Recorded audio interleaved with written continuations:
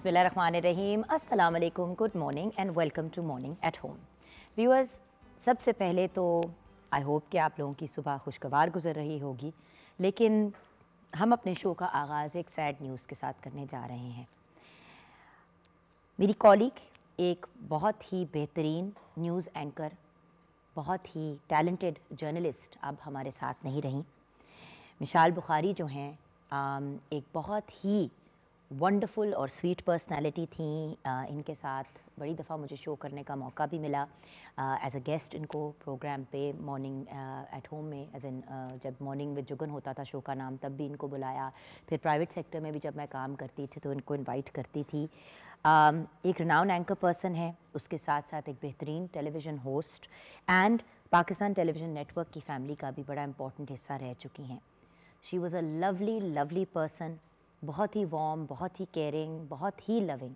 मतलब मैं आपको बता नहीं सकती व्यूअर्स के जब कल ये न्यूज़ मिली तो मैं एक्चुअली शॉक में चली गई, क्योंकि मुझे कोई आइडिया नहीं था कि उनको कैंसर है और वो कैंसर के साथ एक जंग लड़ रही हैं, जो अनफॉर्चुनेटली कल वो हार गई और अब वो हमारे साथ नहीं हैं। मेरी रिक्वेस्ट है कि मेरी इस बहुत ही प्यारी कॉलीग के लिए आपने दुआ करनी है कि अल्लाह ताला उनके दर्जात बुलंद फरमाए और जन्नतुल फिरदौस में मिशाल बुखारी को आला तरीन मकाम अता फरमाए, आमीन। व्यूअर्स, जब भी कोई यंग डेथ होती है, यंग हो या ओल्डर जनरेशन हो, आपके कॉलीग्स जब इस दुनिया से जाते हैं तो इंसान को एहसास होता है कि ज़िंदगी कितनी छोटी है और इस ज़िंदगी को कितने पॉजिटिव अंदाज से हमें जीना चाहिए, क्योंकि कोई गारंटी नहीं है एक से दूसरे लम्हे की। और व्यूअर्स, इसी नोट को आगे लेके जाते हुए आज के दिन की आपसे बात करना चाहूँगी। आज 4 जनवरी है और दुनिया भर में वर्ल्ड ब्रेल डे मनाया जा रहा है। अब आप कहेंगे कि ये ब्रेल क्या होता है?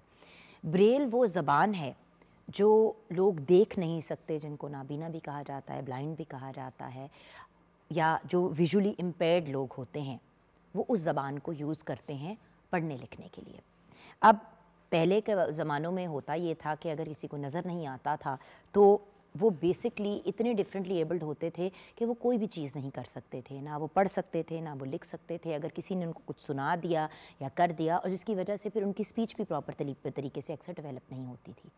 लेकिन वक्त के साथ एक ऐसी पर्सनैलिटी, लुइस ब्रेल, एक फ्रेंच एजुकेटर, जिन्होंने फिर ये ज़बान क्रिएट की, उन्होंने ये कम्युनिकेशन का तरीका डेवलप किया जिसमें जो ब्लाइंड या विजुअली इम्पेयर्ड लोग हैं वो खुद पढ़ सकते हैं। और कंप्यूटर पे तो अब ब्रेल के टाइपराइटर्स भी आ गए हैं, काफ़ी अरसे से आए हुए हैं, तो वो अपने उन स्पेशल टाइपराइटर से टाइपिंग भी कर सकते हैं और नॉर्मल जॉब मार्केट का हिस्सा बन सकते हैं। बेसिकली ये 6 डॉटेड टैक्टाइल रिप्रेजेंटेशन होती है। 6 डॉट्स होते हैं हर वर्ड, नंबर, अल्फ़ाबेट के लिए, ठीक है। और फिर उसको ब्रेल का नाम दिया गया। और लुइस ब्रेल की बर्थडे क्योंकि 4 जनवरी को होती है, तो इसी वजह से आज के दिन को वर्ल्ड ब्रेल डे के तौर पे मनाया जाता है। आप देखेंगे कि डिफरेंट शैम्पूज़, कंडीशनर्स, दवाइयाँ, इलेक्ट्रिकल अप्लायंसेस के ऊपर भी, मेकअप प्रोडक्ट्स के ऊपर, एलिवेटर के जो पैनल्स होते हैं बाहर के मुल्कों में, क्रेडिट कार्ड पे, बैंक कार्ड्स के ऊपर भी ब्रेल्स के डॉट्स लगे हुए होते हैं। ये आप ऊपर देख रहे होंगे डॉट्स, ये ब्रेल है, तो आपको पता चल जाता है अगर आप विजुअली इम्पेयर्ड हैं कि कौन सी बैंक का आप कार्ड इस्तेमाल अपना करने जा रहे हैं। उसके अलावा जैसे कि मैंने कहा, एलिवेटर पैनल्स के ऊपर भी नज़र आ जाता है। मेकअप के प्रोडक्ट्स के ऊपर भी आप अगर हाथ लगा के महसूस करें, कुछ ऐसे मेकअप प्रोडक्ट्स हैं जो बड़े कॉन्शियस लोग हैं वो भी करते हैं। पाकिस्तान की अगर हम ब्लाइंड क्रिकेट टीम की बात करें तो उन्होंने वर्ल्ड कप जीते। ब्लाइंड एंड विजुअली इम्पेयर्ड लोग हमारी सोसाइटी का, हमारी माशरे का उतना ही अहम हिस्सा हैं जितने वो लोग जिनकी बिनाई ठीक है। व्यूअर्स, आज के शो में हम चाहते हैं कि आपको रियलाइज़ कराएं कि ये लोग कितने इम्पोर्टेंट हैं। देखिए, हर इंसान का हक है, राइट है कि वो अपनी ज़िंदगी भरपूर अंदाज में जिए, और हमारा फ़र्ज़ है as being citizens of Pakistan and citizens of the world कि हम लोगों को अकोमोडेट करें। ये एक फैक्ट है कि पाकिस्तान में 10% लोग जो हैं वो किसी न किसी तरीके से डिफरेंटली एबल्ड हैं, यानी कि किसी न किसी माजूरी का शिकार है या किसी न किसी माजूरी के साथ जी रहे हैं। तो 100 में से 10 बंदा एक बहुत बड़ी तादाद होती है, 10% लोग। सो क्या हमारा फ़र्ज़ नहीं बनता कि हम आसानियाँ पैदा करें? अगर विजुअली इम्पेयर्ड लोग हैं तो ब्रेल के थ्रू और डिफरेंट सिचुएशंस के थ्रू उनके लिए जॉब अपॉर्चुनिटीज़ भी क्रिएट करें। आज हमें 2 ऐसे लोग ज्वाइन करने जा रहे हैं जो विजुअली इम्पेयर्ड तो हैं, लेकिन उन्होंने अपनी अपनी रिस्पेक्टिव फील्ड्स में बहुत नाम कमाया है। व्यूअर्स, किसी की भी प्रॉब्लम को समझने के लिए अनफॉर्चुनेटली हमें या तो उनकी कहानी सुननी पड़ती है, या अगर हम खुद उस चीज़ से गुजरते हैं तो तभी हमें एहसास होता है कि अगले इंसान के लिए कितना टफ़ होता है। जब कोई इंसान देख नहीं पाता, हमारी 5 सेंसेस है ना, हमारी टेस्ट की स्मेल है, हमारी साइट की सेंस है, हमारी हियरिंग की सेंस है, हमारी टच की स्मेल है। सो द पॉइंट इज़ हमारे डिफरेंट सेंसेस हैं। बिनाई, देखना एक बड़ी ही इम्पॉर्टेंट सेंस है, और आप सोचें कि अगर वो सेंस हमारे पास ना हो तो बेसिकली तो सब कुछ डार्कनेस में चला जाएगा ना। आप 1 सेकंड के लिए अपनी आंखें बंद करें, एक विजुअली इम्पेयर्ड इंसान या जिसको नज़र नहीं आता, उसको सिर्फ ये अंधेरा नज़र आता है। तो क्या हमारा फ़र्ज़ नहीं बनता कि फिर हम उनको जैसे भी अकोमोडेट कर सकते हैं करें? और मैं ये नहीं कह रही कि आप पैसे हैंड ओवर करने शुरू कर दें, लेकिन हमें नौकरियाँ और डिफरेंट अपॉर्चुनिटीज़, एजुकेशन सिस्टम, हर तरीके से उनको सोसाइटी का हिस्सा बनाना है, जिस तरह आप या मैं हैं। ये एक बहुत ही इम्पॉर्टेंट एलिमेंट है, और आज इसीलिए हमने सोचा कि वर्ल्ड ब्रेल डे को मद्देनज़र रखते हुए आज हम इस टॉपिक पे बात ज़रूर करेंगे कि विजुअली इम्पेयर्ड, या जो लोग देख नहीं सकते, या जो लोग ब्लाइंड हैं या नाबीना हैं, जो भी करेक्ट टर्म आप कंसिडर करते हैं, उसको मद्देनज़र रखते हुए हम किस तरीके से आसानियाँ भी पैदा कर सकते हैं, और किन किन फोरम्स और किन किन प्लेटफॉर्म्स पे हमारे जो विजुअली इम्पेयर्ड भाई बहन हैं, या जो देख नहीं सकते, जो ब्लाइंड हैं, वो कहाँ कहाँ पे पाकिस्तान का नाम रोशन कर रहे हैं। उनसे हम ज़रूर बात करेंगे, और भी बहुत मज़े की और इंटरेस्टिंग चीज़ें होंगी शो में, लेकिन ये सबसे इम्पॉर्टेंट एलिमेंट था हमारे आज के शो का, जिससे हम अपने शो का आगाज़ करेंगे ब्रेक के बाद। उससे पहले ऑफ कोर्स आपसे ज़रूर चाहेंगे कि आप भी हमारे शो का हिस्सा बने, और अगर आप भी कोई अपनी स्टोरी या अपना कोई वाक़या या कोई ऐसी चीज़ स्पेशली ब्लाइंडनेस से रिलेटेड शेयर करना चाहते हैं तो ज़रूर कीजिएगा। 042992000648 पे आप कॉल कर सकते हैं। मॉर्निंग एट होम हमारा फेसबुक का पेज है, तो ज़रूर हमसे रब्ता कीजिएगा। एंड शेफ़ माहम तनवीर अब हमारे साथ हैं। अस्सलाम वालेकुम। वालेकुम सलाम, कैसे हैं आप? मैं बिल्कुल ठीक हूँ। बहुत सी लवाजमात मुझे नज़र आ रही हैं आपके सामने माहम। आज हम क्या बनाने जा रहे हैं? आज हम ढाबा स्टाइल दाल चावल बनाएंगे, और साथ ढाबा स्टाइल, वो जो प्रॉपर पकी हुई, जो देगी ऑलमोस्ट उसका टेस्ट होता है, जो नॉर्मली हम स्ट्रीट फूड पे स्पेशली जा के खाते हैं। तो उसकी रेसिपी की तरफ चलते हैं। ढाबा स्टाइल दाल चावल की रेसिपी है। पानी 2 लीटर, सुर्ख मिर्च 1 चाय का चम्मच, हल्दी आधा चाय का चम्मच, ज़ीरा आधा चाय का चम्मच, चिकन क्यूब 1 अदद, पिसी हरी मिर्च 1 खाने का चम्मच, लहसुन 4 अदद, तेल 1 खाने का चम्मच, चने की दाल 1 कप, मसूर की दाल 1 कप, मूंग की दाल आधा कप, टमाटर 1 अदद, हरा धनिया आधा कप, हरी मिर्चें 3 से 4 अदद, गरम मसाला आधा चाय का चम्मच, तड़के के लिए तेल आधा कप, प्याज 1 अदद, अदरक लहसुन का पेस्ट 1 चाय का चम्मच, सुर्ख मिर्च 5 से 6 अदद, करी पत्ते 6 से 7 अदद। हमने जितनी भी सो की हुई दालें हैं उसको 2 से या 2.5 लीटर पानी लेके उसमें हमने उसको एक जोश दे लेना। जोश देने के बाद उसमें हमने प्याज, अदरक लहसुन का पेस्ट, टमाटर, नमक, हरी मिर्च का पेस्ट, लाल मिर्च का पाउडर, ज़ीरा पाउडर डाल के उसको हमने अच्छे से पका लेना है। 40 मिनट के लिए हमने उसको अच्छी हल्की आंच पे पकाना है। जैसे ही वो थिक हो जाएगी उसमें हमने कसूरी मेथी और चिकन क्यूब डालकर अच्छे से उसको थिक कर लेना है। अलग एक पैन में हमने आधा कप ऑयल लेना है। आधा कप ऑयल लेने के बाद उसमें हमने प्याज डालनी है। प्याज को जो हमने सुनहरा सा ब्राउन करके उसमें अदरक लहसुन का पेस्ट, साबुत लाल मिर्चें और ज़ीरा डालकर हमने उसको तड़का रेडी करके दाल के ऊपर तड़का दे देना। और इस दाल चावलों के साथ जो है वो स्टीम राइस जो है ना वो सर्व किए जाते हैं। उपले राइस जो है वो नहीं यूज़ करते स्ट्रीट फूड। जो अगर हम स्ट्रीट फूड में अगर जाके खाएं तो स्ट्रीट फूड वाले जो राइस हैं वो आपने चावल ले लेने 1 किलो, लौंग लेनी है 3 अदद, दालचीनी 1 अदद, काली मिर्च 4 से 5 अदद, ज़ीरा 1 खाने का चम्मच, नमक हस्बे ज़ायका, तेज़ पत्ता 3 से 4 अदद, तेल आधा कप, पानी आधा लीटर। सबसे पहले मैं इसको बटर के अंदर बनाऊंगी। बटर से काफ़ी रिच फ्लेवर आ जाता है।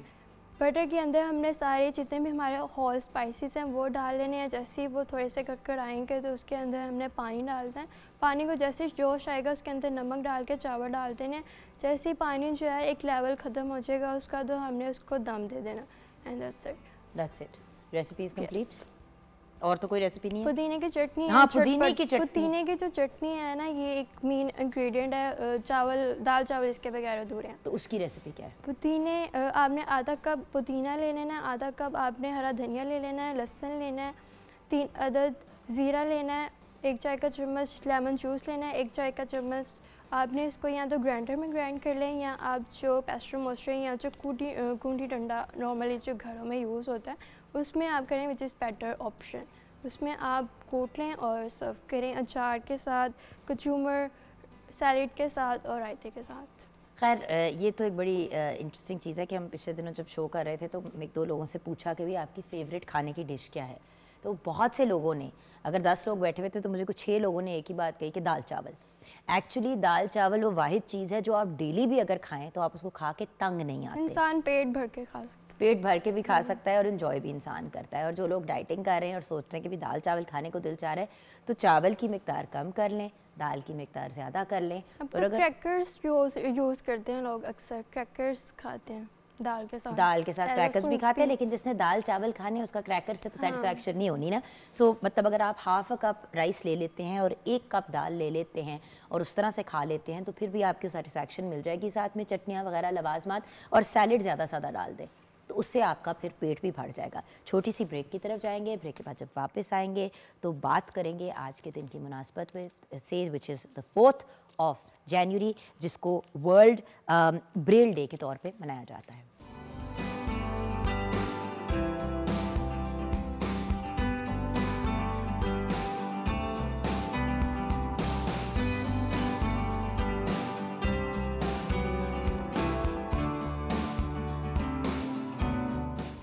Welcome back from the break viewers. मेरे लिए बहुत बड़ा ऑनर है कि आज तो बहुत ही अकम्पलिश्ड और ब्रिलियंट जेंटलमैन ने हमें आज ज्वाइन किया है।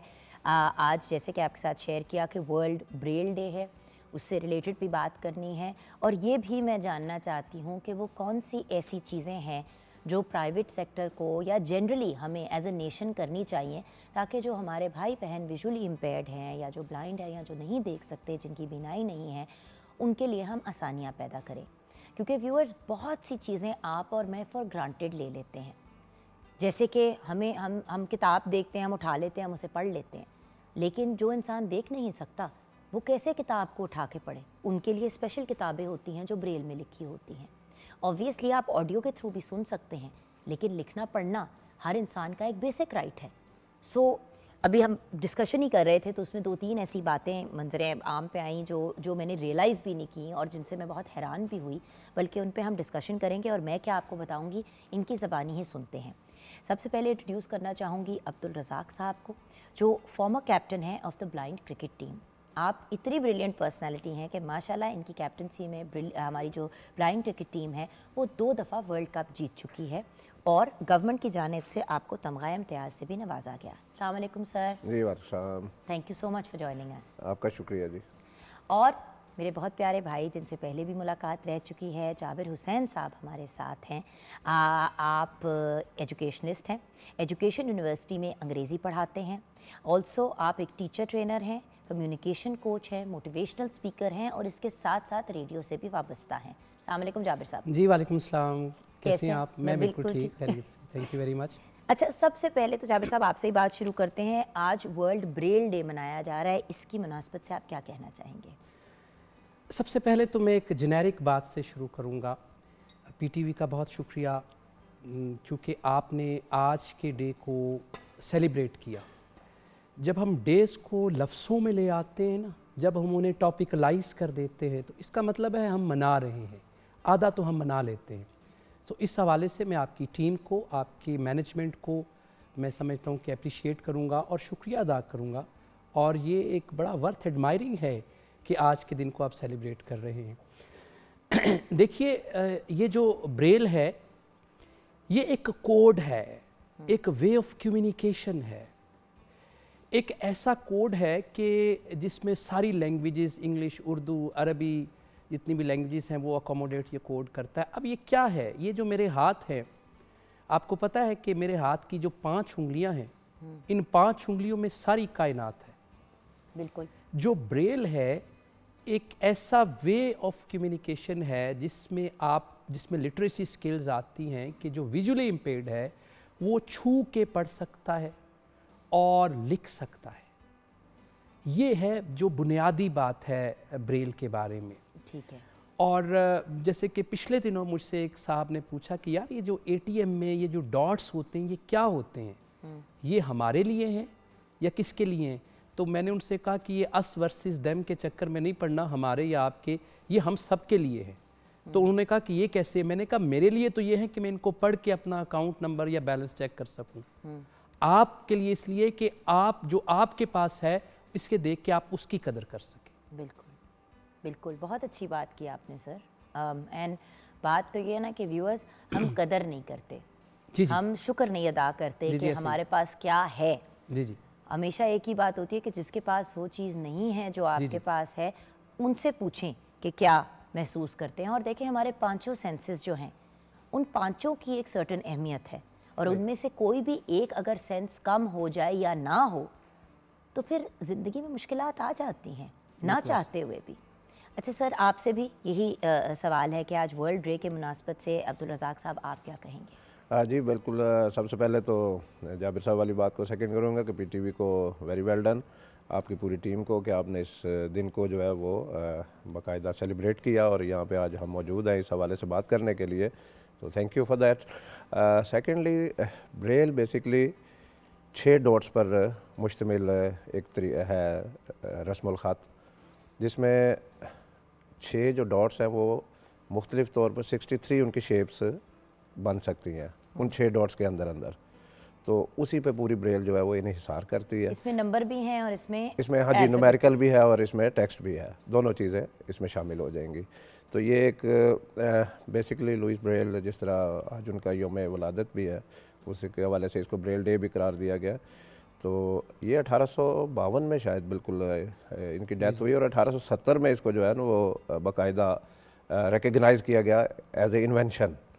उससे पहले लोग नहीं माना गया था इंटरनेशनली कि ब्रेल कोई ईजाद है, लेकिन 1870 में फिर इसको बाकायदा ईजाद तस्लीम किया गया और फिर पूरी दुनिया में ये 4 जनवरी को जो है वो ब्रेल डे जो है वो रखा गया, क्योंकि जिन्होंने ईजाद किया उनकी सालगिरह के हवाले से इसी को मंसूब कर दिया गया।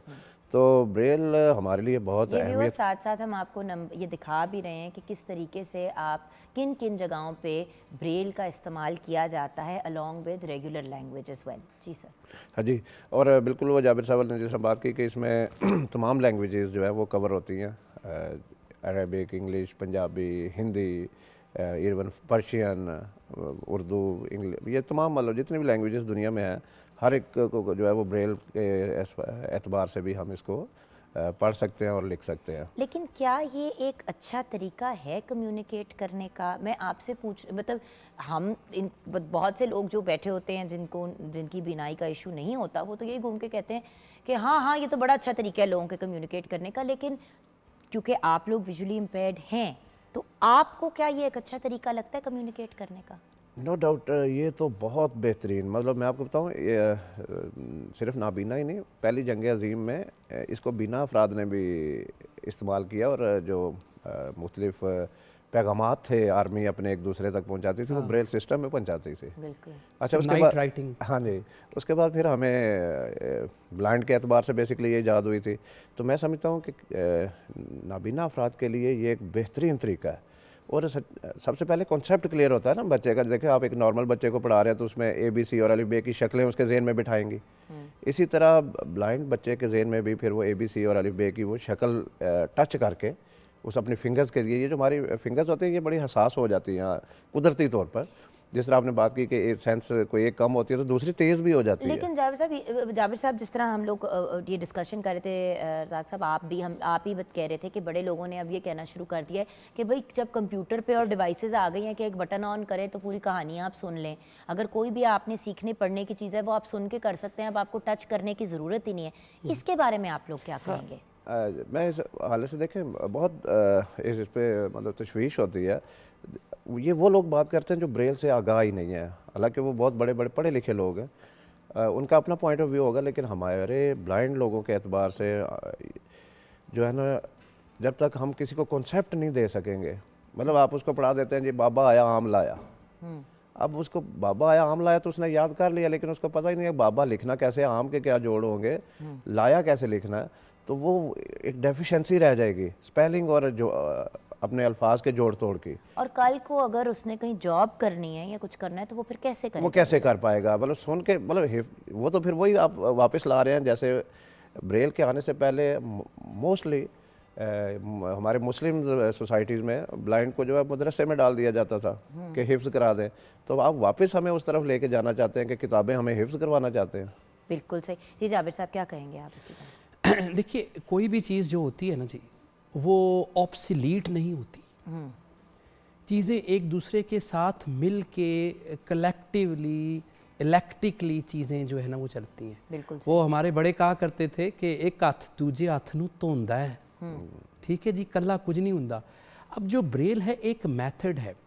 देखिए, मैं आपको यूँ समझाता हूँ, चूँकि मैं एक टीचर हूँ तो फिर मुझे एग्जांपल्स देने की आदत होती है। बिल्कुल, और हमें अच्छा लगता है कि जी एग्जांपल जी, ये जो माइंड है इसकी एक खुराक होती है और उस खुराक को हम इनपुट कहते हैं। इनपुट जैसे आप अपने लिए अभी आपने कंटेंट वो फातिमा माशाल्लाह बड़ा अच्छा लिख के लाई और आपने पढ़ा और आप और उसमें चीज़ें आपने ऐड की और सारी चीज़ें, एक माइंड, आपके माइंड को हमारे बारे में एक इनपुट चाहिए था। बिल्कुल। जब एक बच्चा स्कूल में आता है उसके माइंड को एक इनपुट चाहिए। किसी भी लफ्ज़ के बारे में, जैसे इसके सर फरमा रहे हैं, किसी लफ्ज़ से आशनाई करवाने के लिए, हिजों से ताल्लुक़, उसका रिश्ता जोड़ने के लिए। अब वो जो इनपुट है या जिसे मैं जहन की खुराक कह रहा हूँ, वो उसे कैसे मिलेगा? वो उंगलियों के ज़रिए जाएगा। एक है sense of hearing, computer sense of hearing engage करता है, जो ब्रेल है वो सेंस ऑफ टचिंग इंगेज करती है। बिल्कुल। अच्छा, इसका मतलब है कि एजुकेशनिस्ट इस बात पे मुत्तफिक हैं कि वो लर्निंग ज़्यादा पायदार होती है, चीज़ां उदों देर तक याद रहिंदियां, पक्कियां हो जांदियां ने। जैसे हम नहीं कहते थे बच्चों को बचपन में कि सबक पका लै, चीज़ें उस वक्त पक्की होती हैं जब उसमें ज़्यादा सेंसेस इन्वॉल्व होती हैं। तो अब अगर आप यूँ देखें, ये रीजनिंग मैंने इसलिए की है, अब अगर आप देखें कि ब्रेल भी इन्वॉल्व हो गई, एक सेंस इन्वॉल्व हो गई, कंप्यूटर इन्वॉल्व हो गया, दूसरी सेंस इन्वॉल्व होगी, वर्बलिज्म इन्वॉल्व हो गया, तीसरी सेंस इन्वॉल्व हो गई, कितनी सेंसेस इन्वॉल्व हो गई। तो इसका मतलब है कि बच्चे को क्या सिर्फ कंप्यूटर से सुना हुआ याद रहेगा या जिसमें ज़्यादा सेंसेस, टच की सेंस इन्वॉल्व होगी, वो भी याद रहेगा?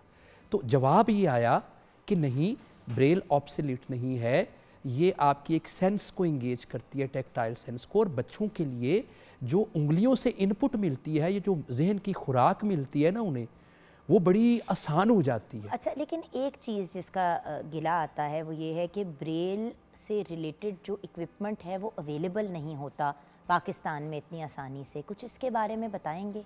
क्योंकि देखिए, आज मैं ये भी डिस्कशन करना चाहती हूँ और जानना चाहती हूँ कि वो क्या मसाइल हैं जो आप लोग फेस करते हैं, जिनके ऊपर, और शायद उनके हल बहुत सिंपल से हों जो हम रियलाइज़ भी नहीं करते, इस वजह से उनकी तरफ जाते नहीं हैं।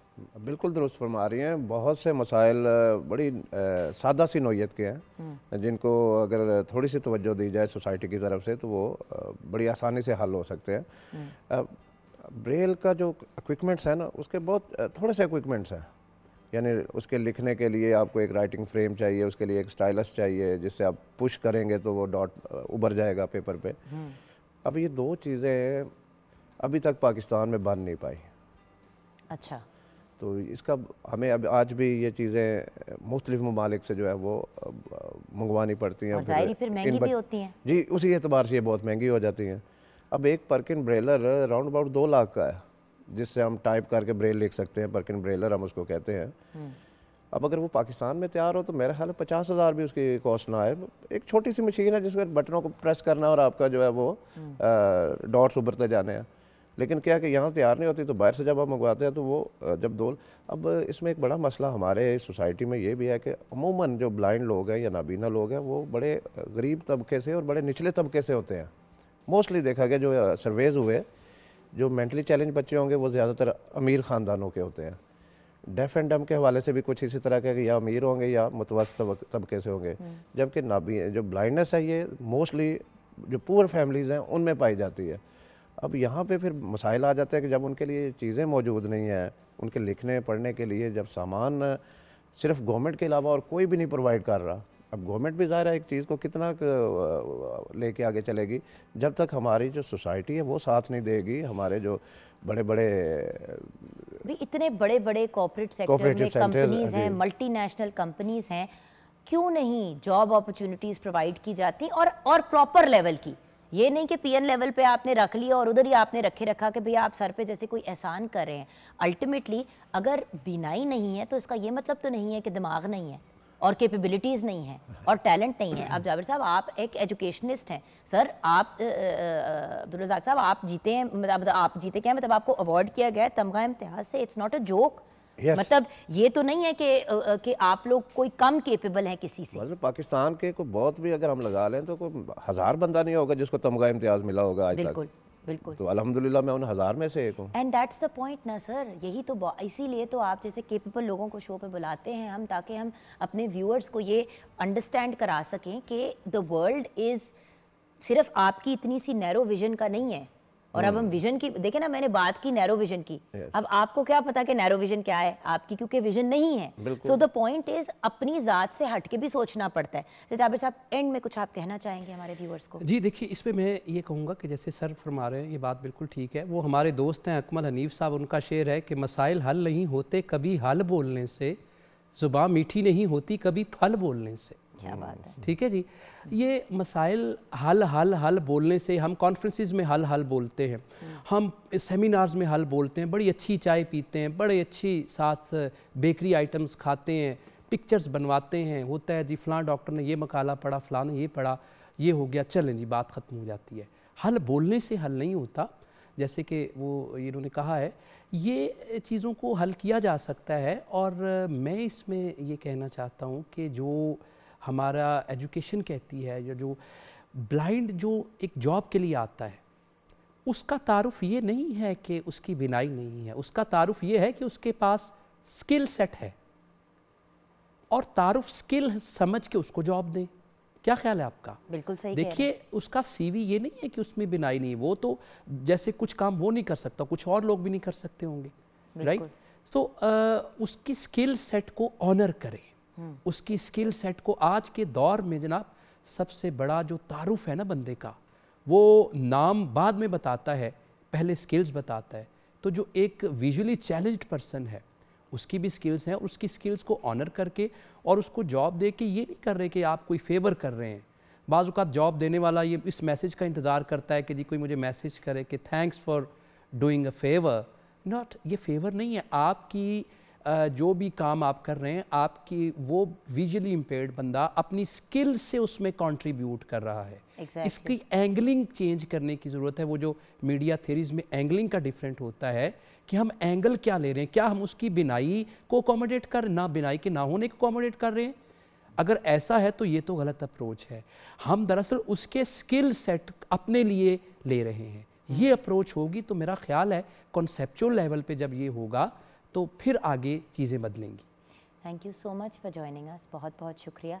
और इंशाल्लाह डिटेल में मैं चाहूँगी कि एक दिन हम एक प्रॉपर एक महफ़िल सजाएं और सारे बैठ के फिर इसके ऊपर डिटेल में डिस्कशन करें और different areas of being differently abled के लोगों को बुलाएं, ताकि हम एक पैनल डिस्कशन बाकायदा ऑन एयर करें और देखें कि हम किस तरीके से इस मसले के हल, जैसे कि आपने कहा सिर्फ हल हल हल ना कहें, एक्चुअली हल की जगह ऐसी पॉलिसीज़ और ऐसी चीज़ें आगे लेके आएँ और अपने माइंड सेट को चेंज करें। द बिगेस्ट प्रॉब्लम इज़ कि हम एक एहसान करने वाले माइंड सेट में हैं, हमने उससे निकलना है। छोटी सी ब्रेक के बाद वापस आएंगे।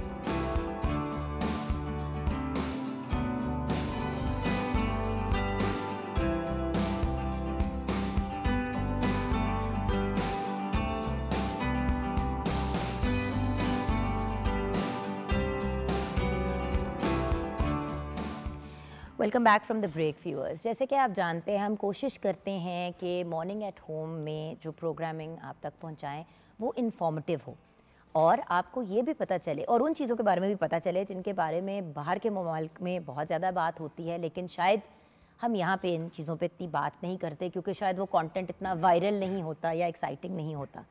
लेकिन जब हम टाउन प्लानिंग की बात करते हैं तो मुझे तो ये एक बड़ा एक्साइटिंग प्रोजेक्ट या एक्साइटिंग बात लगती है, क्योंकि किसी भी टाउन, किसी भी शहर, किसी भी मुल्क की को अगर प्लानिंग के तहत आप आगे लेके चलें वो खूबसूरत भी बहुत होता है और वो फंक्शनल भी बहुत होता है। जैसे कि अब हमारे साथ खुर्रम फरीद साहब हैं, vice chairman planning Pakistan council of architects and town planners. Health और एजुकेशन की डेवलपमेंट में भी आप बहुत काम कर रहे हैं और उसके साथ साथ बहुत ज़्यादा चैरिटी वर्क में भी इन्वॉल्व हैं। उस पर हम शायद किसी और दिन बात करेंगे। But being a leading town planner, आपका लोकल और इंटरनेशनल बहुत एक्सपीरियंस है और मज़ीद आप 15 सिटीज़ के मास्टर प्लान पे भी काम कर रहे हैं। अस्सलाम वालेकुम खुर्रम साहब। वालेकुम सलाम। खुर्रम साहब, सबसे पहले तो बताएं कि टाउन प्लानिंग होती क्या है? बेसिकली अगर मैं इसको आम लैंग्वेज में बताऊं तो जैसे किसी को घर को डिज़ाइन करने के लिए आपको आर्किटेक्ट की ज़रूरत होती है, इसी तरह अगर आपने शहर अपने बनाने हैं, उनको संवारना है, तो उसके लिए आपको अर्बन प्लानर की ज़रूरत होती है। उसमें नॉर्मली हम 2-3 चीज़ों पे फोकस कर रहे होते हैं जो कि सिटी के मेन कंपोनेंट भी हैं, जो उसमें हाउसिंग है और फिर रोड का इंफ्रास्ट्रक्चर होता है। घर और रोड। लेकिन इसके अलावा आपको वहाँ पे पब्लिक स्पेसेस चाहिए होते हैं, ओपन स्पेसेस चाहिए होती हैं, आपको colleges, universities, hospitals, play grounds चाहिए होते हैं और साथ ही साथ इन सारी चीज़ों को फैसिलिटेट करने के लिए आपको इंफ्रास्ट्रक्चर चाहिए होता है, जो कि हमारे यहाँ बहुत लैक कर रहा होता है।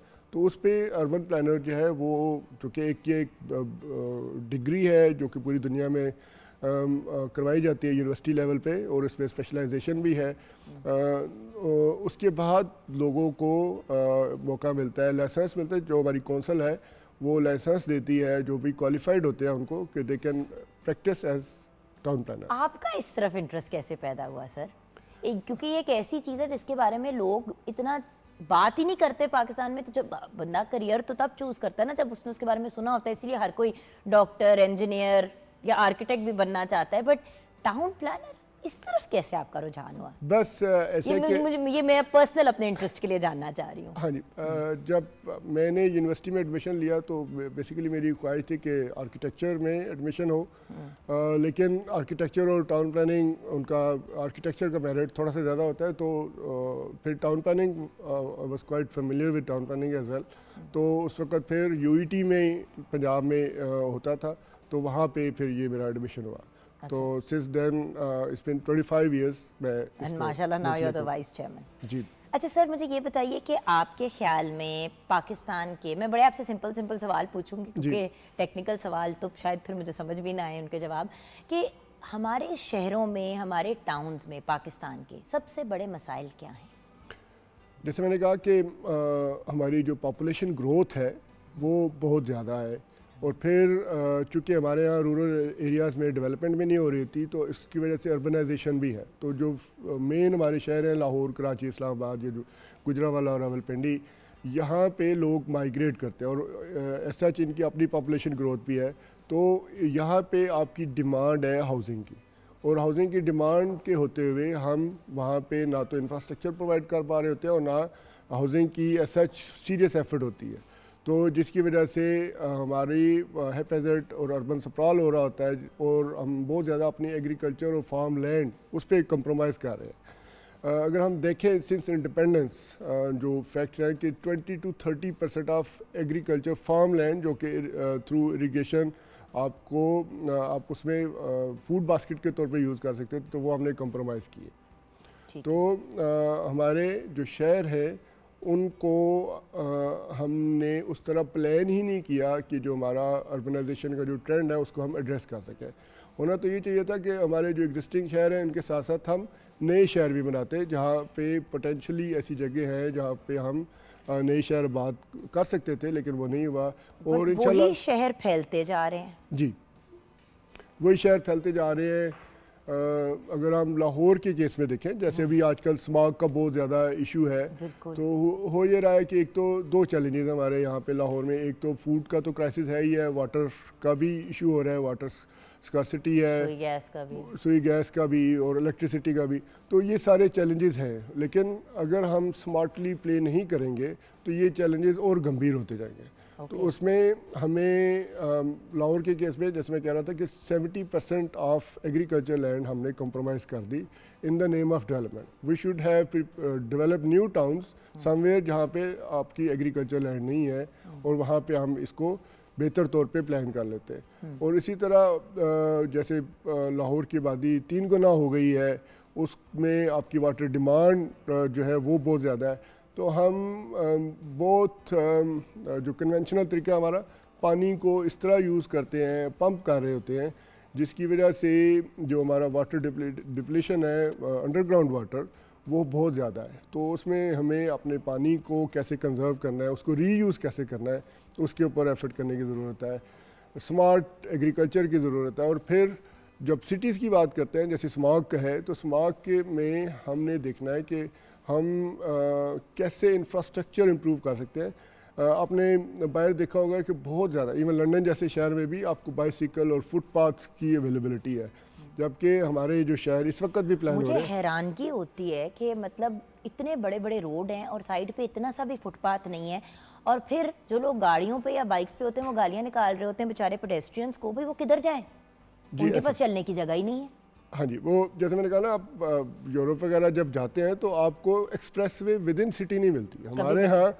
हमारे यहाँ सिटी के अंदर भी एक्सप्रेसवे मोटरिस्ट को आप बेसिकली कार फ्रेंडली सिटीज़ बना रहे हैं। हमें पेडिस्ट्रियन फ्रेंडली सिटीज़ बनाने हैं, बाइसिकल लेन्स देनी है, और हमें लोगों को एम्पावर करना है कि they feel safe while they are on road while walking. और फिर हम इतना कंप्लेन करते हैं हेल्थ एंड फिटनेस के पॉइंट ऑफ व्यू से लोगों के। आप खुद सोचें व्यूअर्स कि पहले लोग अपने घर से निकलते थे, 2 लोग साथ निकले, गए परचून की दुकान से कुछ ख़रीदा, वापस आ गए, चाहे वो 40-45 मिनट का आने जाने का रास्ता भी होता था, इंसान को चहलकदमी कर लेता था।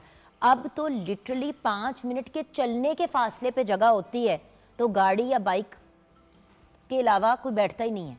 जी, उसमें मेन इशू भी ये है कि हमारा एक अर्बन प्लानिंग में हम नेबरहुड स्केल पे प्लानिंग करते हैं। वॉकेबल सिटीज़ दुनिया में फिनोमेना चल रहे हैं, 15 मिनट सिटी है, 30 मिनट सिटी है, कि आप 15 मिनट में पूरा सिटी घूम सकते हैं। लेकिन हमारे यहाँ जो इस वक्त गेटेड कम्युनिटीज़ हैं, जो कि बहुत रिस्ट्रिक्ट करती है, एक तो थ्रू ट्रैफिक को भी और लोगों की एक्सेसिबिलिटी को भी, उनकी वजह से आपकी जो डिस्टेंसेस है वो बहुत ज़्यादा हो गए, और जिसकी वजह से आपको गाड़ियाँ यूज़ करनी पड़ती हैं। और फिर इंफ्रास्ट्रक्चर जैसे स्कूल्स हैं तो वो आपको नहीं मिलते, हेल्थ फैसिलिटीज़ वो नहीं मिलती, तो उसके लिए आपको फिर गाड़ी पे जाना पड़ता है। और एट द सेम टाइम जैसे मैंने कहा कि आप जब रोड पे होते हैं फुटपाथ नहीं होगा तो आप रोड पे तो नहीं पैदल चलेंगे। बस का ट्रांसपोर्ट का सिस्टम भी बन जाए, जिस तरह स्कूल बसेस होती हैं बाहर के मुल्कों में, अगर safe and secure school buses का भी सिलसिला हो, तो आप सोचें कि कितनी कम गाड़ियाँ रोड पे चलें अगर हर स्कूल का एक प्रॉपर स्कूल बस सिस्टम हो। जी, जो public transport that is another phenomena, जहाँ यूरोप में कुछ ऐसे शहर भी हैं जहाँ पे पब्लिक ट्रांसपोर्ट फ्री कर दिया, क्योंकि आपका जो ज़रिए मुबादला है फॉसिल फ्यूल के बाद में वो बहुत ज़्यादा सेव होता है, क्योंकि आप अपनी प्राइवेट कार यूज़ नहीं कर रहे होते हैं। तो उस हवाले से ये कि पब्लिक ट्रांसपोर्ट लाहौर में, इस्लामाबाद में, पेशावर में या बाकी शहरों में बहुत ज़्यादा BRTs बनी है, और ज़रूरत इस अमर की है कि यहाँ पे और ऐसी लाइन्स बने सारे शहरों में, जिसकी वजह से लोगों में एक तो इंटरकनेक्टिविटी बहुत ज़्यादा होगी और फिर डिपेंडेंसी फैक्टर उनका ज़्यादा होगा अगर कनेक्टिविटी अच्छी होगी। तो हमें पब्लिक ट्रांसपोर्ट, बस लेन्स, जैसे मैंने कहा ना, आपको हमें चाहिए पेडेस्ट्रियन और बाइसिकल लेन्स चाहिए। इसी तरह हमारी जो रोड्स हैं वो लंदन, न्यूयॉर्क से खुली हैं, वहाँ पर हमें बस लेन्स देनी चाहिए, ताकि जो बस एक्सक्लूसिव लेन्स है उसमें उनकी जो एफिशिएंसी है वो ज़्यादा बेहतर हो, लोग शॉर्टेस्ट पीरियड में अपने डेस्टिनेशन पे जा सकें। भाई अगर आप बस में जल्दी पहुंच सकेंगे गाड़ी की बनस्बत, तो फिर आप बस क्यों नहीं इस्तेमाल करेंगे? अगर जिस तरह सबवे सिस्टम्स हैं बाहर के ममालिक में, अंडरग्राउंड चलें, हमारा अबव ग्राउंड का एक सिलसिला है लाहौर का, और उसको लोग यूज़ भी करते हैं, लेकिन जब आबादी 3 गुना ज़्यादा बढ़ जाएगी तो वो बेचारी भी कितना को प्रेशर ले पाएगी। अच्छा, मुझे ये बताइए सर, 2050 में, अनदर 30-27 years from now, आप लाहौर को कहाँ देखते हैं? लाहौर 2050 में भी again there gonna be a lot of challenges. अभी ये कि अच्छी बात ही कर दें सर, हमें खुशी कर दें। अच्छी बात ये है कि अभी हम पिछले 4-5 साल में फेडरल और प्रोविंशियल गवर्नमेंट्स उन्होंने बहुत ज़्यादा अर्बन प्लानिंग की ट्रांसफॉर्मेशन पे काम किया। उसमें रूल्स रेगुलेशंस बन रहे हैं, उसमें बायलॉज, रिफाइंड बायलॉज आ रहे हैं, जिनकी मदद से आपको जो अर्बन स्प्रॉल को रोका जा रहा है, जो अथॉरिटीज़ है जो इसमें इन्वॉल्व होती है, वो अपने आप को ट्रांसफॉर्म कर रही है। वो जो पहले उन्होंने मिस्टेक्स की थी उनको करेक्ट कर रही है, मास्टर प्लान बन रहे हैं सिटीज़ के। पूरे पाकिस्तान में, जिनकी वजह से ये हो जाएगा कि एक आपके पास गाइडिंग डॉक्यूमेंट मिल जाता है कि आपकी डेवलपमेंट होनी कैसे, किस तरफ होनी है, आपकी हाउसिंग किस तरफ जानी है, इंडस्ट्री किस तरफ जानी है, आपको ट्रांसपोर्ट हब कहाँ चाहिए, आपको कौन सी रोड्स हैं वो खुली करनी है, कहाँ पे आपको रिंग रोड चाहिए, कहाँ पे आपको रेलवे चाहिए, कहाँ पे आपको पॉक्स चाहिए, ठीक है। तो वो मास्टर प्लान के होते हुए you can plan a better city rather के आप जैसे पहले आपने हम सब ने सिटीज़ का सत्यानाश किया, तो वो उससे हम बच सकते हैं। सर फाइनली आपका message to citizens of Lahore, Karachi, मतलब टू सिटीजन्स ऑफ पाकिस्तान, हम क्या कर सकते हैं टाउन प्लानिंग में मदद करने के लिए, आसानी पैदा करने के लिए? अच्छा, उसमें नॉर्मली हमारे यहाँ एक प्रैक्टिस होती है, उसमें टॉप डाउन अप्रोच होती है, जिसमें जो ब्यूरोक्रेसी है, जो हायर अप्स है, वो फैसला करते हैं आपकी सिटी के बारे में। तो जिसकी वजह से सब टाइम एक ऐसा फैसला आपके ऊपर साबित कर दिया जाता है जिसकी वजह से आपको पता भी नहीं होता कि इसके कंसिक्वेंसेस क्या होते हैं। दुनिया पूरी में इस वक्त बॉटम अप अप्रोच है, जिसकी वजह से ये होता है कि लोग फ्रॉम ग्रास रूट लेवल वो एंगेज होते हैं ऐसे डिसीजन प्रोसेस में। आज भी हमारी जब पब्लिक कंसल्टेशंस होती हैं तो लोग उस तरह पार्टिसिपेट नहीं करते। दे नीड टू नो कि जिस शहर में उन्होंने रहना है उसकी क्या ज़रूरियात है और उसमें क्या चैलेंजेस आ रहे हैं, और उसके ऊपर they need to participate so that कि जब ये इन्फॉर्म डिसीजन हो और जब इसकी इम्प्लीमेंटेशन हो तो वो उसको ऑन करें रादर के लिटिगेशन में जाएं या फिर कहे कि जी हमारे साथ ज़्यादती हुई है। सही। Thank you so much sir for joining अस। इंशाल्लाह मज़ीद डिटेल्ड कॉन्वर्सेशन के लिए आपको फिर हम तकलीफ देंगे। Thank you so much for guiding us. Viewers, यहाँ पे हम छोटी सी ब्रेक की तरफ जाएंगे, ब्रेक के बाद वापस आएंगे तो कुछ म्यूज़िक, कुछ हल्ला गुल्ला, कुछ बातचीत, आप हमारे साथ रहिएगा।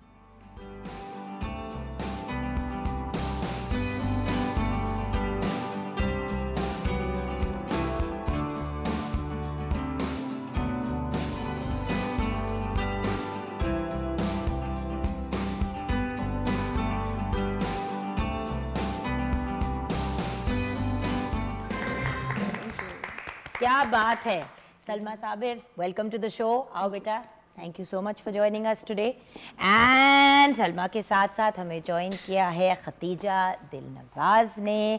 आप एक बहुत ही talented, multi talented young lady हैं जो Urdu, Punjabi, Arabic, French, Turkish और इंग्लिश में गाने गाती हैं। नेशनली और इंटरनेशनली बहुत से प्राइवेट इवेंट्स में परफॉर्म कर चुकी हैं। ब्रिट एशियंस गॉट टैलेंट और वॉइस ऑफ लाहौर का टाइटल भी अपने नाम कर चुकी हैं। और 2021 में आपको एविएशन सस्टेनेबिलिटी अवार्ड भी दिया गया और आपको जहाज़ चलाने का भी मौका दिया गया। She is also a creative writer. अस्सलाम वालेकुम खतीजा। वालेकुम अस्सलाम। पहले तो मैं शुक्रिया अदा करना चाहूँगी इतने ज़बरदस्त शो में मुझे इनवाइट करने के लिए, और बहुत मज़ा आ रहा है आपको रियल लाइफ में भी देख के और यहाँ अटेंड करके show. So thank you. Lovely having you on the show बेटा। और आपके साथ हमारे वेटरन हमारे जैजी साहब हमारे साथ हैं। I am back. हाय हाँ जी, डॉक्टर एजाज वारिस हमारे साथ हैं, टेलीविज़न एंड रेडियो होस्ट हैं, professor, TV and radio host, showbiz critic, influencer and food blogger. जी जी। कहूँ जो मैं कहती हूँ फूड ब्लॉगर के बाद, फूड ब्लॉगर के बाद बोलूँ। देखिए मैं रात को अगर देख के आया हूँ, अगर देखे एक आप तो बेस्ट थी बार बार मुझे ना मेरे ड्रामे के ताने मारता रहता है। वैसे एक बात बताऊँ, one of my first friends viewers जिन्होंने, मैंने बड़े अरसे बाद एक्टिंग की तरफ वापस आई and all of that, one of my first friends जिन्होंने बड़ा लंबा और बड़ा प्यारा और बड़ा इनकरेजिंग मैसेज भेजा वो डॉक्टर एजाज वारिस थे। और पता नहीं क्यों मेरी जिंदगी का मिशन है इनको तंग करना और इनको टॉर्चर करना। देखिए होता बताऊँ क्या है, मैं बताऊँ आपको। अभी ये कह रही थी कि बहुत अच्छा लगा आपको लाइव देखना, और मुझे हमेशा अच्छा लगता है आपको लाइव देखना। और अगर मैं डेड हो गई तो आप क्या करेंगे? अल्लाह रहम करे। सुबह सुबह आप कैसी बातें मैंने वैसे पूछ रही थी ना, उन्होंने तो लाइव देखना है, आप तो लाइव बड़ी तरह देख चुके हैं, अब आप मुझे डेड। नहीं प्लीज, नहीं प्लीज। अच्छा ओके। सो डेड की अगर बात कर रहे हैं तो पता नहीं क्यों पाकिस्तानी फिल्में जहन में आती हैं। एग्जैक्टली। लेकिन उससे पहले कि हम स्टार्ट करें, बिकॉज देखिए आज हम बातें करने वाले हैं बेस्ट ऑफ 2022 जो गुजर गया। हाँ, क्योंकि हमने बात करनी शुरू की थी अपने एक प्रोग्राम में पहले, बट वो फिर बात कंप्लीट नहीं हो पाई और बहुत से व्यूअर्स ने लिखा भी कि आधी बात करके आपने खत्म कर दी, टाइम खत्म हो गया था शो में, तो मैंने कहा ये कवर करें। बिल्कुल। देखिए मैं एक बात कहना चाहता हूँ before we start the countdown. 2022 कुछ खास चीजों का साल था, पसूड़ी का साल था, मोस्ट ग्लोबली सर्च्ड सॉन्ग। मतलब आप सोचें कि ये गाना तमाम इंग्लिश सॉन्ग्स को पीछे छोड़ गया, बिल्कुल ग्लोबल ट्रेंडिंग में। I mean it's too much. because Amazing. it was nice. Ali बिल्कुल। said to you, Rock, this was a year of Marvel. You know, Miss Marvel में हमारे स्टार्स का जाना, चाहे वो 10 मिनट का ही था, लेकिन अच्छा था। इट डजंट मैटर, बात ये कि गए तो सही ना। हमें देखिए, जब भी बात होती थी ना पहले आर्टिस्ट की, साउथ एशियन की, तो इंडियन आर्टिस्ट की बात होती Exactly. थी। The fact that Sri Lanka, Bangladesh and Pakistan के आर्टिस्ट को भी रिकग्निशन मिल रही है, ये एक बहुत बड़ी बात है। एंड नंबर 3, हुमायूं सईद का द क्राउन में काम करना। क्या बात है। और आखिरी चीज़ जो हम बात करेंगे अभी, हमारी local Lollywood movies are back with a big bang. I am so happy. Big bang and one of them nominated for an Oscar as well, so माशाल्लाह it's been a great year. अच्छा, अब बढ़ते हैं पहली पिक्चर की तरफ, आइए। Exactly जनाब, शुरू करते हैं काउंटडाउन को, और काउंटडाउन पे हमारी जो पहली मूवी है वो है टिच बटन। फिल्म अभी भी चल रही है और फिल्म ने 12 करोड़ कमा लिए हैं। फिल्म की कास्ट मज़े की थी, फिल्म रिफ्रेशिंग थी and film was quite nice. तो फिल्म चली तो 12 करोड़ कमा लिए हैं।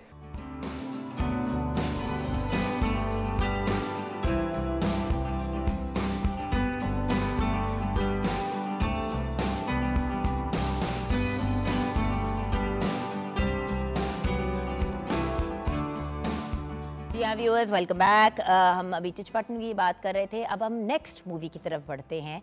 जी हाँ, बिल्कुल। नंबर 4 पे है फहद मुस्तफ़ा और माहिरा खान की movie, and that is Quaid-e-Azam जिंदाबाद। ये फिल्म मुझे पसंद नहीं आई, आई डोंट नो व्हाई। ज़्यादा लोगों को नहीं आई थी, है ना। हाँ, देखिए ना, देखिए, जो अगर आप मानती हैं कि 2022 चल रहा था और इतने मॉडर्नाइज दौर में आपने एक बहुत ही एक सिंपल स्क्रिप्ट पे, होम्योपैथिक सी एक, हाँ, तो फिल्म लेकिन चली क्योंकि लोग डेस्परेट थे फॉर अ मूवी, और आपने फहद मुस्तफ़ा और माहिरा खान को लिया। फिल्म चलनी ही थी।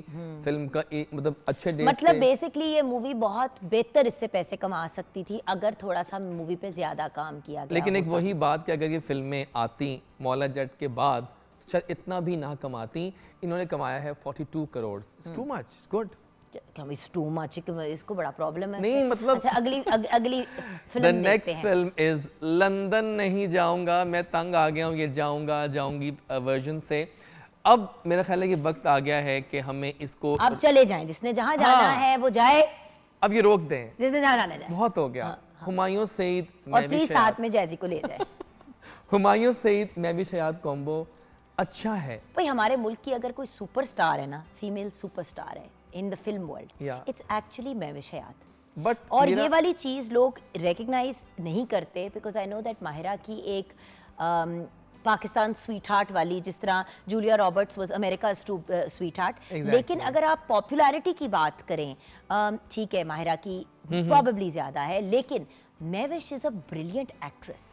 She is a brilliant actress and वो स्क्रीन पे छा जाती है। लेकिन आप मानेंगे एक बात कि उनको उस तरह के रोल्स नहीं दिए जा रहे जैसे उनको देने चाहिए। टिपिकल वो जो एक ही किस्म के रोल्स में उनको बार-बार और फिल्म ने कमाया 55 करोड़। गुड वन, अच्छा रहा। आपने माइंड नहीं किया? मैं माइंड नहीं किया क्योंकि हुमायूं सईद बहुत अच्छा है। He is a superstar, he is also a superstar. चलते हैं सेकंड नंबर पे। अच्छा, मुझे बहुत से लोग पूछते हैं कि मैंने नंबर 2 पे कमली को क्यों रख दिया है। यार, कमली एक फिल्म नहीं थी, ये एक फिनोमिना था। क्या फिनोमिना था? चेंज ऑफ सिनेमा था। और अभी भी बाहर अवार्ड्स मिल रहे हैं इस फिल्म को। एग्जैक्टली, दैट्स व्हाई सिर्फ कमाए 6 करोड़, लेकिन पैसे के लिए ये फिल्म नहीं बनी थी यार। ये फिल्म बनी थी एप्लॉट्स के लिए, सबा कमर के लिए फिल्म बनी थी, और सानिया सईद को मैं कैसे भूल सकता हूँ। तो ये film Sarmad Khoosat, hats off to you. Kamal Khoosat तो जिस चीज को हाथ कर लगाता है उसको सोना कर देता है। सरमद तो वैसे ही brilliant and he is one of my closest friends in the industry. I love him. He's a brilliant director and he's a brilliant actor also. हम सफर से लेके आज तक की डायरेक्शन जो दिया है वो ब्रिलियंट दिया है। क्लास है, क्लास। अच्छा, अब बढ़ते हैं टुवर्ड्स नंबर 1 पे आ गई हम सब की बहुत ही प्यारी वे मौलिया करती करती ये फिल्म सुपर हिट हुई। किसी वजह से आप होस्ट हैं और एक्टर नहीं please. The legend of Maula जट, एक फिनोमिना। बिलाल अशारी, आप क्या हैं वैसे? एक बात बताऊं मैं आपको, एक ही बात बताना, अगर इस फिल्म से आप हटा दें डायरेक्टर को, तो शायद ये फिल्म जहां आज है वहां बिल्कुल भी नहीं। This film was the directors film 100%। और एक और खबर सुन लें कि 2 दिन पहले इस फिल्म ने पाकिस्तान की वो पहली फिल्म बन गई है नाजरीन, जो कि 100 करोड़ कमा गई है। और बाय द वे अभी भी सिनेमास में लगी हुई है। तो ये 100 करोड़ तो अभी तक कमाए हैं। अभी सही बात है, इंशाल्लाह और कमाएगी। फवाद खान, और टिच बटन भी अभी तक लगी हुई है, सो वो भी जरूर है। टिच बटन में कासिम और यहाँ पर बिलाल, तो दोनों शानदार डायरेक्टर्स हैं। So film of the year is no doubt about it the legend of Maula Jatt. Class बनती है। Awesome. अच्छा, अब मैं आपको अपनी अगली गुफ्तगू के लिए तैयार होने का मौका दूंगी वायरल वीडियोस के लिए, लेकिन उससे पहले खतीजा से ये ज़रूर मैं जानना चाहूँगी कि यार ये Brit Asians got talent and voice of Lahore, ये इन टाइटल्स के बारे में बताओ, ये क्या हुआ? जी, तो ब्रिट एशियंस गॉट टैलेंट ये टाइटल मुझे 2018 में बल्कि मिला था, जब मैं 13 ईयर्स ओल्ड की थी, और ये यूके में था। उसमें एक बिग जॉन मेला होता है बर्मिंघम में, इट्स अ फेस्टिवल, और उसमें पाकिस्तानी आर्टिस्ट्स और इंग्लिश आर्टिस्ट भी आते हैं, जैसे कि अबरारुल हक, नसीबुल लाल, आरिफ लोहार। तो उसमें उन्होंने कहा था कि ये सिंगिंग कंपटीशन था, और जो भी सबसे बेस्ट या जो भी सबसे बेहतर म्यूज़िकल इंस्ट्रूमेंट परफॉर्म करे या सिंगिंग करे, तो वो उसे चांस देते थे कि वो भी उन आर्टिस्ट्स के अलोंग वहाँ परफॉर्म करे मेले में। So माशाल्लाह you got that award. अल्हम्दुलिल्लाह। And then Voice of Lahore? Voice of Lahore अभी एक हफ्ता पहले हुई थी, बहरिया टाउन ने इसे मुनक्किद किया था, और इसमें ये कंपटीशन था वॉइस ऑफ लाहौर का बहरिया कल्चरल फेस्ट में। अच्छा। और उसमें मुझे मैंने कंपटीशन में एंट्री दी और अल्हम्दुलिल्लाह आपने उसको जी, जीता। वाह। आपकी आजकल क्या मसरूफियात है मैडम? आजकल म्यूज़िक, और बस म्यूज़िक हॉबी भी है, और ये म्यूज़िक और फुल टाइम बस म्यूज़िक कर रहे हैं। म्यूजिक ही पसू कर रहे हो, वंडरफुल। अच्छा, अब ये बताएं जैजी, जी नेक्स्ट किस पे बात करेंगे? हम आ रहे हैं जनाब वायरल वीडियोस, जो आजकल देखेंगे क्या हो गया। पहले वीडियो दिखाने तो उस पे बात करना, पहले वीडियो दिखाने तो पहले खुद ही वायरल ना हो जाना। अच्छा चले, आइए वीडियो देखते हैं। 119 तक एकदम इन्होंने वक्त बदल दिया, जज्बात बदल दिए, जिंदगी बदल दी। 119 पे इतनी अच्छी पार्टनरशिप चली।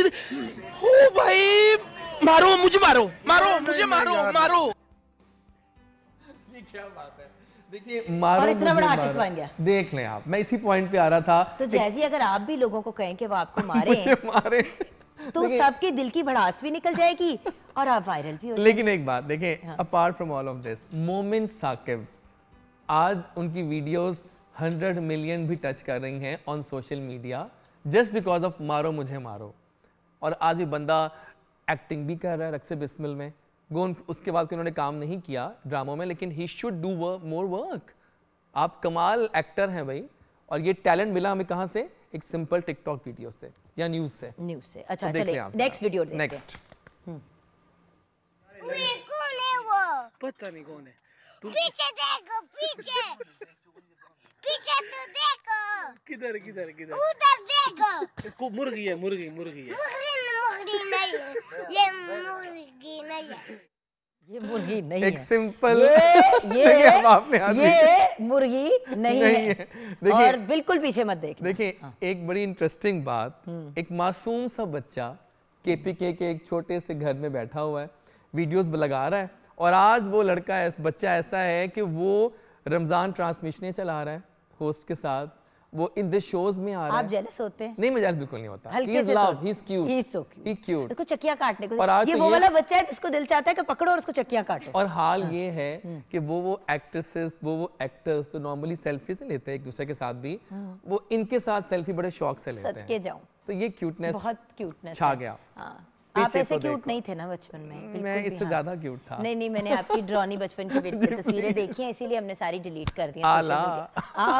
ओके, चलिए आगे चलते। ओह माय गॉड, ये देखा। I love this video, it's my favorite video। ये फैंस ऐसे होते हैं कि और बेचारे अली की शक्ल देखो। हाँ, वो देख रहे हैं कि क्या हो रहा है, मतलब एक पीले प्याले में भी डाल दिया ना। जितना ये खूबसूरत गाना है उसकी सही इंसाफ करता है ये इस लड़के ने जिस तरह उसको बनाया है। It was too much. I think that's the reason. मतलब मुस्कुराते गालों ब्रेन के अंदर भी घुसा दिया, इतना दिल में भी घुस गया मैं। अच्छा, बहुत आला, बहुत आला। तो hats off to the video maker, छा गए तुम लड़के, आला। जैसी कुछ सीखो। अच्छा, एक नंबर 2, ये पूरा जो सेगमेंट है ना प्रोग्राम को जैसी को इरिटेट करने के लिए। अच्छा, नेक्स्ट वीडियो देखते हैं। नंबर, ये हमारी कार है और ये हमारी पार्टी हो रही है। एक अच्छा लड़की इसकी, अच्छा मैं एक बात बताऊं, बताइए। I think she is adorable and I love हर। पहले मैं ये बात क्लियर कर दूं, जी। लेकिन इस वीडियो का वायरल होना मुझे आज तक नहीं समझ नहीं आया। बिल्कुल मुझे नहीं समझ आया कि ये वीडियो क्यों वायरल हुई। देखिए ये she is adorable, she is a sweet heart. उसकी हम जो चीजें भी आप देखते हैं आते हुए दानीर राइट, शी इज अडोरेबल, बिल्कुल बिल्कुल। बट ये वीडियो क्यों वायरल हुई थी? देखिए वीडियो वायरल इसलिए हुई क्योंकि इसमें बहुत सारे ममालिक शामिल थे।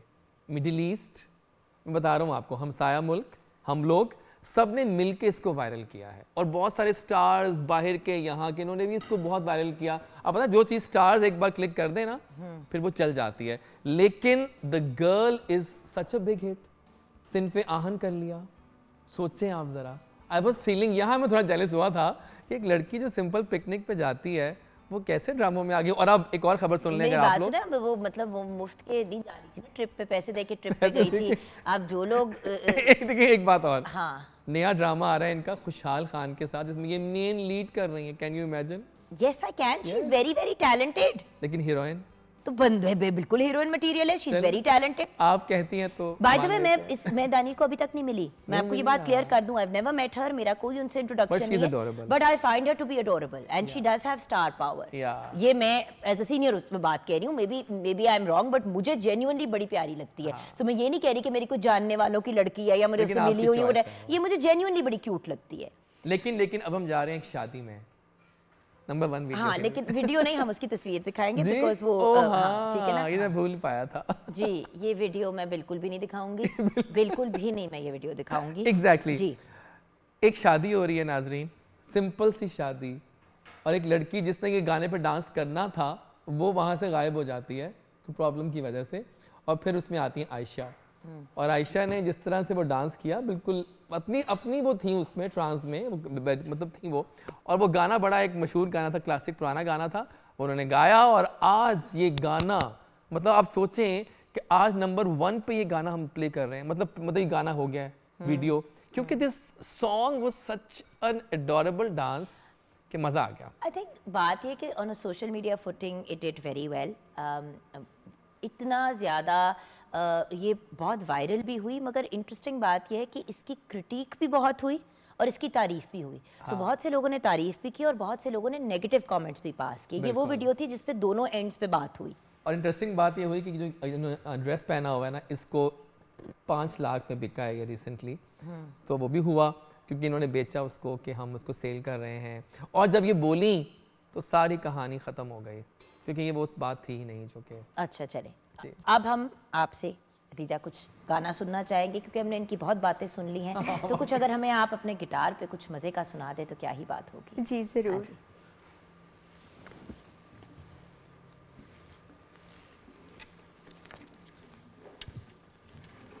ये गाना मैडम नूरजहां का है, कहंदे ने नैना। वाह। लेकिन इसमें मैंने एक ट्विस्ट ऐड किया था, वो मैंने इसमें इंग्लिश पोइट्री अपनी ऐड की थी, तो I hope you enjoy it.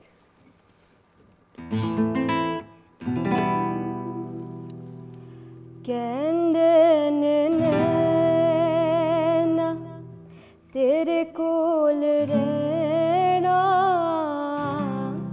कहंदे ने नैना तेरे कोल रहना, कहंदे ने नैना मेरे दिल दा तू वेंगे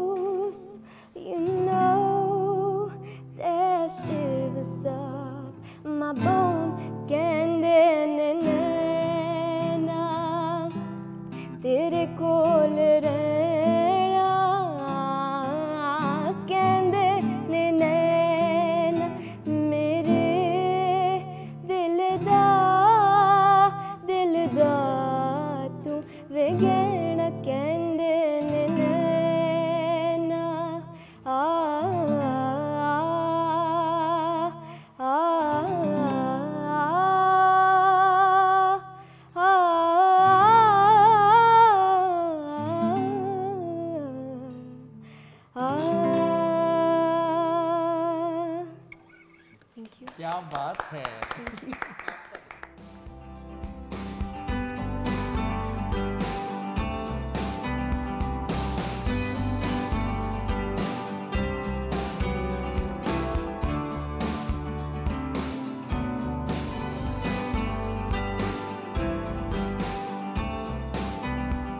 welcome back from the break viewers. अब खदीजा का हमने बड़ा ही प्यारा सॉन्ग सुना लाइव, एंड अब हम ज़रा जैज़ी से जानना चाहेंगे कि नेक्स्ट आप हमें किस चीज़ के बारे में। अब हम कुछ मीम्स पे जाते हैं और अब दिखाएंगे हम व्यूअर्स आपको भी कि मीम्स कौन कौन सी हैं जो मीम्स तो बहुत वायरल हुई थी, बहुत ज़्यादा वायरल हुई थी। बहुत लेकिन स्टार्ट में चलते हैं, ज़रा देसी मॉम्स के पास चलते हैं और देसी मॉम्स ये देखिए ना। नहीं हम वहाँ से सही कह रहे हैं। वन पे ये है कि जिसमें जब माएँ जब कुछ शॉपिंग करती है ना तो कहती है माशाल्लाह बिल्कुल पूरा आया है, तो ऐसे ही पूरा बिल्कुल पूरा आया। और माएँ, और एक और बात देसी माओं की कि वो सोचती है कि यार इस साल पहन के खत्म हो जाएगा, अगर 2 साइज बड़ा ले लेंगे तो 2 साल नहीं तो चलो 1 साल तो निकल ही जाएगा। ये बड़ा तो बीच में एक बब्बू गोशे जैसा बच्चा होता है और उसके ऊपर इतना बड़ा कोई एक कोटा होता है। You know what I am talking about, it happens in London as well. It happens in London में इतना सा बच्चा होता है, इतना बड़ा वो कोट पहन के घूम रहा होता है। बिल्कुल सही है। अगला वैसे आप मतलब सही गाइड करेंगे मुझे। ये जो आदमी है ना, इसकी फोटो भी I love him, I am his biggest fan. लेकिन जब बाद में कभी खुश हुआ तो हम पहचान नहीं पाए कि ये वाकई खुश हो रहा है। हाँ। क्योंकि उसकी उदास वाली फोटो अजीब सी मुझे थी, फ्राउनिंग वाली। आप ऐसे सोचे जैजी कि हम में से कोई अगर कोई हमारी ऐसी मीम एक बन जाए वाकई और ये वायरल हो जाए तो हमारा क्या हाल होगा। मैं तो खुश ही होऊंगा। और एक मेरे बारे में बड़ी बदतमीज मीम बनी थी, मुझे बड़ी फनी लगी। रमज़ान ट्रांसमिशन में दुपट्टा ऑब्वियसली एक आपका एक तरीका होता है, आपने मजहबी प्रोग्राम होस्ट करना है, आपकी एक उसमें लुक होती है, तो पूरा सर कवर्ड ये तो था। दूसरों की कज़न, मेरी कज़न के नीचे मेरी तस्वीर लगाई हुई थी और दूसरों की कज़न ने जीन्स और फुल पैंट पुंट और बल्ले गुल्ले। मैंने कहा यार मुझे तो अपनी कज़न बना दिया तुमने। अच्छा एग्जैक्टली। आगे चलते हैं जनाब। अक्सर जब आप फ्रिज खोलते हैं ना तो एक्सपेक्टेशंस बहुत सारी होती हैं। इजाज़ वारिस को जब एक मिलने की ख्वाहिश रखते हैं और फिर जब हम इजाज़ वारिस को मिलते हैं, रियलिटी जो है वो ये है तरांबे की तरह।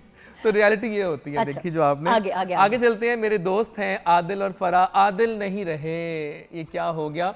एक टिकटॉक आई थी जिसमें इन्होंने, लोग कहते हैं कि हिट होने के लिए ये एक वैसे ही बनाई थी कि वो नहीं आ रहे, सुना है कि वो फौत हो गए हैं मेरे शौहर, फरा ने कहा। लेकिन फरा आज तक कहती है मुझे कैसा बिल्कुल मैंने जानबूझ के नहीं किया था, वो सच था। अब क्या सच था क्या झूठ, लेकिन बहरहाल आदिल और फरा बहुत हिट हुए कि आदिल नहीं रहे, लाइन मशहूर थी उनकी बहुत। लेकिन आदिल हैं अल्हम्दुलिल्लाह हमारे मैं अभी तक कंफ्यूजन में हूं कि हैं कि नहीं है। अच्छा, जी बिल्कुल है। अच्छा, और फाइनली और फिर उसके बाद ये खवातीन पे एक बड़ी इंपॉर्टेंट था, एक कार्टूनिस्ट था, विमेन हा हा हा हा, विमेन हा हा हा, तो ये बड़ी हिट हुई थी। मतलब मैं नहीं कहता ये दोनों कह रहे थे। इसके बाद हिट करना बनता है, हिट होना नहीं बनता। अच्छा, फाइनली लास्ट में वायरल फूड ब्लॉगर्स। अच्छा, वो आ गए हम उस पे। अच्छा नहीं चलो, ये हांडी पे हम थे ना, हांडी पे थे। देखिए आगे जो है जब इजाज़ वारिस खाना बनाते हैं, देखिए वो उन्होंने दिखाते हैं कि जैसे मिडिल क्लास घर होते हैं ना, जब वो रेसिपी देखते हैं ना उसमें से from the you know any recipe town on YouTube, तो फिर ऐसा हाल होता है घर का, किचन का, कि पूरा गंद बिखरा होता है और आप खाना बनाने के चक्करों में होते हैं। तो ये बड़ी मीम हिट हुई थी। अच्छा, उसके बाद क्योंकि ये बहुत से लोगों के दिलों को जाके लगती है। अच्छा, फाइनली लास्ट एरिया की तरफ हम चलते हैं, which is our viral food. बिल्कुल दिखाते हैं आपको फूड ब्लॉगर्स जो हैं हमारे, क्योंकि हमारे ब्लॉगर बहुत हिट हैं और जनाब खाने का दौरा होता है। आप कह रही थी अभी जो हम कहते हैं, लेकिन ब्लॉगर्स और ये ब्लॉगर्स हैं। नंबर 5 पे जनाब हैं मेरे बहुत फेवरेट हैं, मक्का मदीना में ये रहते हैं और वहाँ पर ये बहुत खूबसूरत कहते हैं ना दिल को छूने वाली वीडियोस लगाते हैं वहाँ के खाने। सऊदी अरब के अब्दुल मालिक फरीद, बहुत आला, वेल डन डूड, बहुत अच्छा काम कर रहे हो, छाए रहो इसी पे। अच्छा, और बहुत ही आला। नेक्स्ट वीक वक्त बिल्कुल खत्म हो गया, नेक्स्ट वीडियो की तरफ नंबर 4 पे चलेंगे। साकिब मुबीन है हमारे बड़े चहेते, हलाल व्लॉगर कहते हैं इनको।